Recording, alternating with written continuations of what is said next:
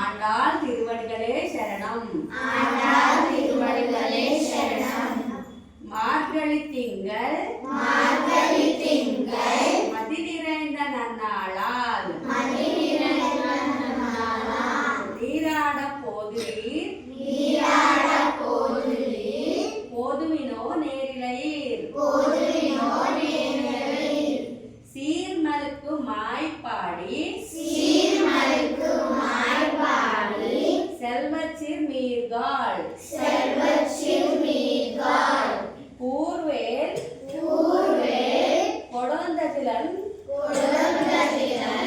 நந்தகோபன் குமரன் ஏராந்த கண்ணி யசோதை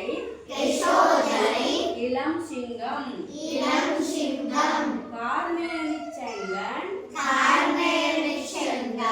கதிர் மதியம்போல் முகத்தான்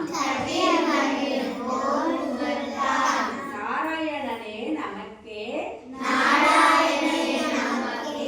பறை தருவான்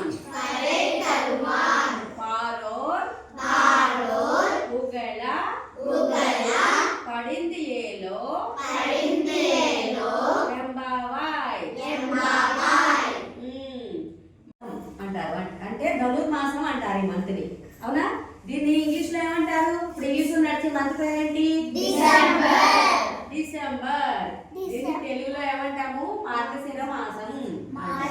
అంటే ఏంటి? మార్గాన్ని సూచించే మాసం అట.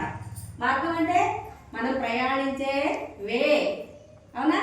ఎట్లా? మంచి వేలో ప్రయాణిస్తే మంచి మార్గం, చెడు వేలో ప్రయాణిస్తే చెడు మార్గం. అవునా?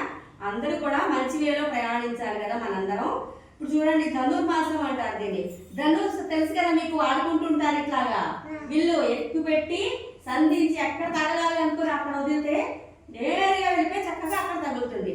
అలానే మనం ఇప్పుడు ఈ నెలలో పూజ చేసుకొని మనం ఏదైనా అనుకుంటే, మనం బాగా చదువుకోవాలి అనుకుంటే బాగా చదువుకొని మంచి మార్క్స్ తెచ్చుకుంటాం అనమాట. మన గోల్కి రీచ్ అయ్యే మార్గం అనమాట. అర్థమైందా? మంచి గోల్ సాధించే మార్గాన్ని చూపించే మాసం మార్గశిర మాసం. అవునా? ఈ మార్గశిర మాసంలో ఏం చేస్తారు? గోదాదేవి ఏం చేస్తుంది? గోపికలందరినీ కూడా తీసుకెళ్ళి మన కృష్ణుడికి పూజ చేద్దాం పదండి అని చెప్పి కృష్ణుడిని గోపికల్ని అందరినీ వెంట పెట్టుకుని వెళ్తున్నారు అనమాట పూజ చేయడానికి. అయితే యశోదాదేవి ఒళ్ళో కృష్ణుడు ఎలా ఉన్నట్ట? సింహంలా ఉన్నాడట, బాలసింహం లాగా. సింహం తెలుసు కదా, చక్కగా చిన్న సింహం ఎంత బాగుంటుంది, అందంగా ముద్దుగా ఉంటుంది కదా. మనం తెచ్చుకుని పెంచుకోవాలని అనిపిస్తుందా మనకి? చక్కగా రౌండ్గా చక్రాలాగా కళ్ళు ఉన్నాయట.